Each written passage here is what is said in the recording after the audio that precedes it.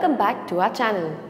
In today's video, we will be learning about the obsessive compulsive disorders, the DSM criteria for diagnosing a person with obsessive compulsive disorder as well as the treatments.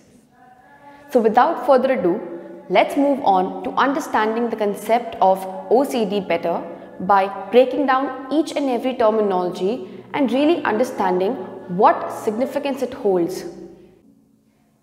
So what do you understand by the word obsessions?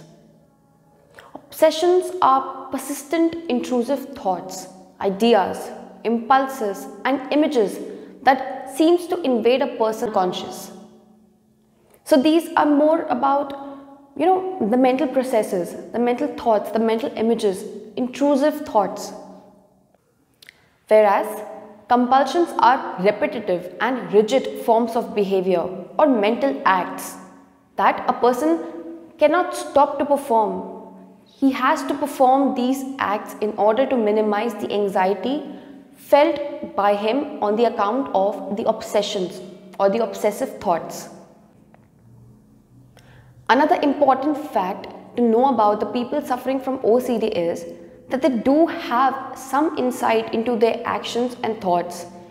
They know that these actions or compulsions or obsessions are very excessive, at the same time useless, and even if they want to try and stop it, they cannot because of the fear of some danger that might befall them if they don't make efforts to minimize this through compulsive acts. So obsessive thoughts or intrusive thoughts or obsessions can be the thought about leaving a gas stove open. It does involve some kind of danger and violence that is associated to this thought, which is why they try and make efforts to reduce this anxiety through checking the door again and again, repeatedly and rigidly, even if they know that they have in fact locked the door, or checking the stove again and again, which causes them so much distress. So according to DSM-5 diagnosing criteria for the people with OCD, the first criteria speaks that in order to diagnose a person with OCD, these obsessions or compulsions must feel excessive or unreasonable. Second, they cause so much distress. Third, they take up a lot of time. And fourth, they hinder or interfere with your day-to-day activities.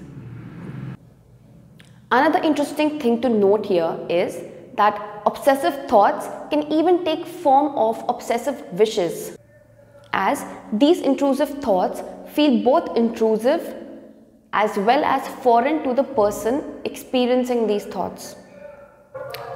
For example, continuously wishing that your spouse is dead, or having urges to yell at your co-worker.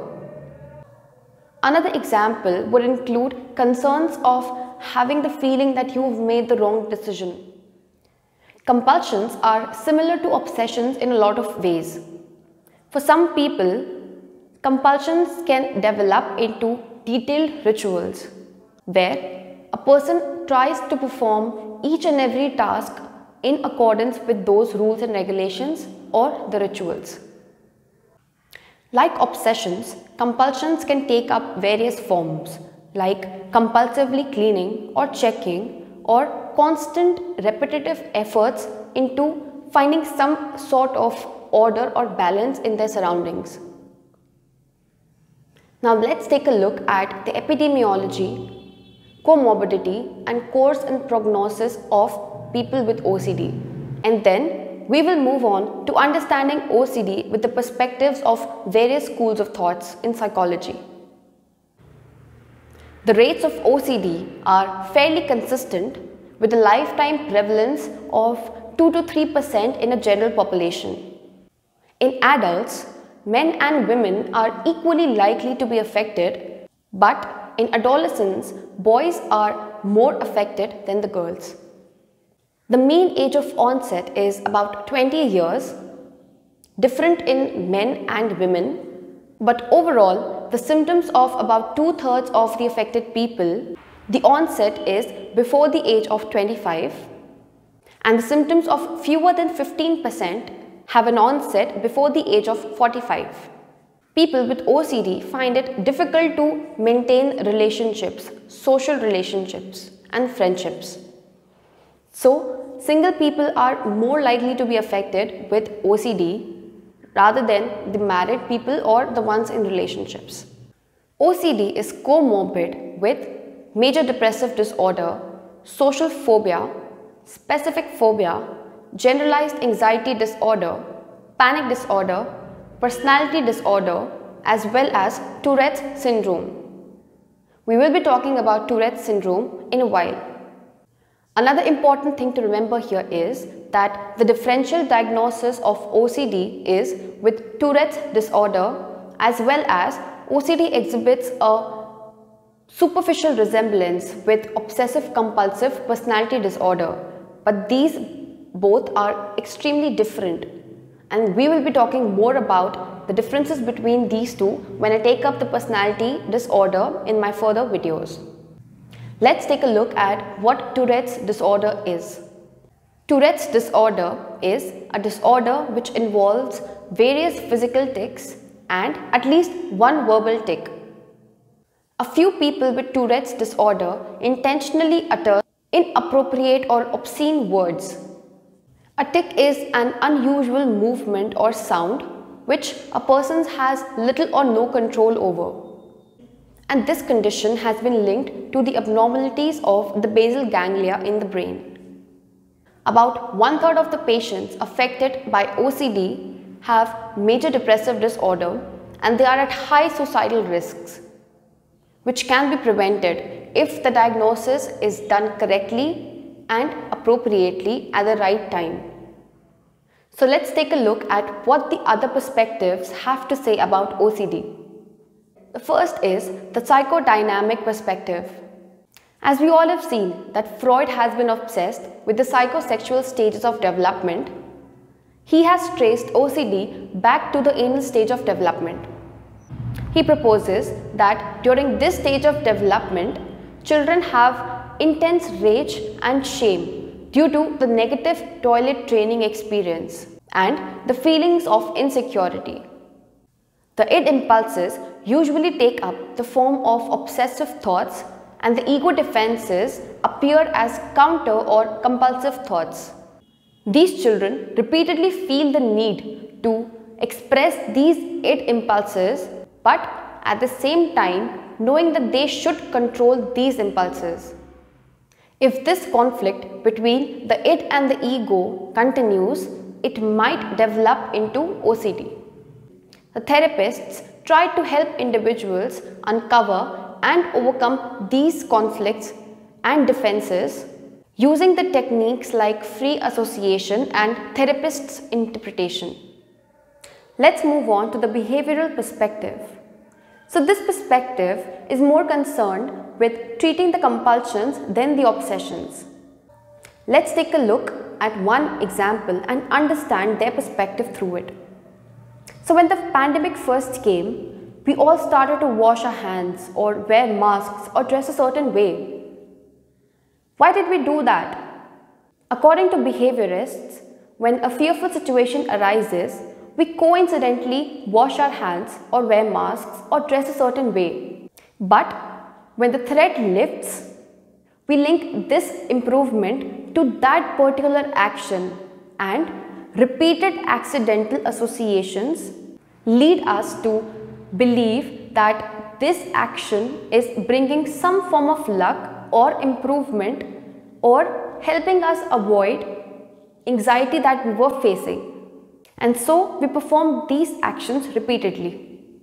According to the cognitive perspective, each one of us experiences these unwanted or intrusive thoughts. But those who develop OCD typically blame themselves for having such thoughts and expect that the worst is going to happen.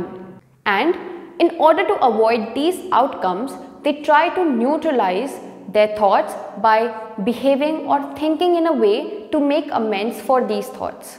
When a neutralizing effort brings temporary reduction in this discomfort that they are feeling or reduces their anxiety, it is reinforced and is likely to be repeated.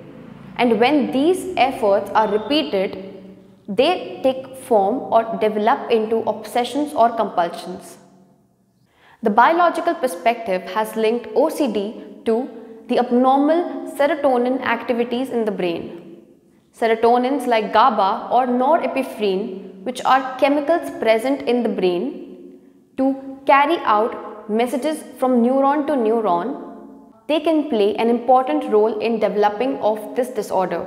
Another research has linked OCD with abnormal brain structure and functioning of specific areas of the brain like orbitofrontal cortex and caudate nuclei.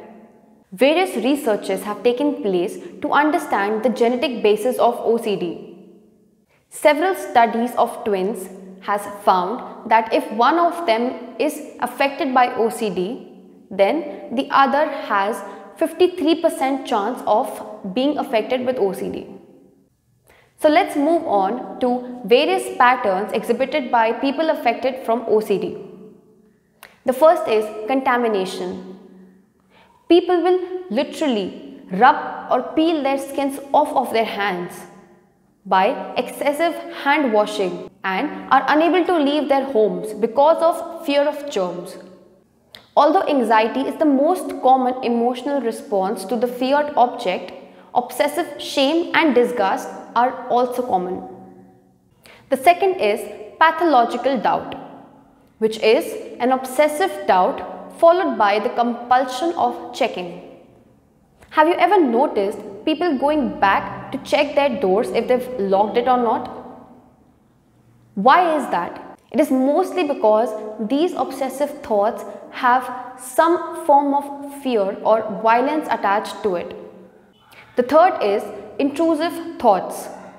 Such obsessions are usually repetitious thoughts of sexual or violent acts that a person finds demeaning or inappropriate. So, you would find these people constantly go to the police or the priest in order to confess of these thoughts. The fourth pattern is symmetry. So people affected by OCD will have excessive detail-oriented mindset. They would seek for perfection and precision in each of their tasks, which might make them take hours and hours to finish a meal or get a task done. The fifth pattern is other symptom patterns, which includes religious obsessions or compulsive hoarding or trichotillomania, which is pulling of hair, or nail biting, or even masturbation for that matter. So let's move on to the treatments. The first is pharmacotherapy, which includes drug treatment, which is mostly serotonin-specific reuptake inhibitors. The second is psychological treatment, but particularly habit reversal training. In this, the patients are carefully taught to become aware of their repetitive actions and then substituting these actions with other significant actions like chewing gum, etc. The third is behavior therapy. The principal behavioral approaches to OCD are exposure and response prevention, desensitization, thought stopping, flooding, implosion therapy, and aversive conditioning are some of the most commonly used treatments for patients suffering or affected by OCD. Thanks for watching. I will be taking up OCD and related disorders in my next video. So stay tuned until then, and if you like our channel, hit like and subscribe.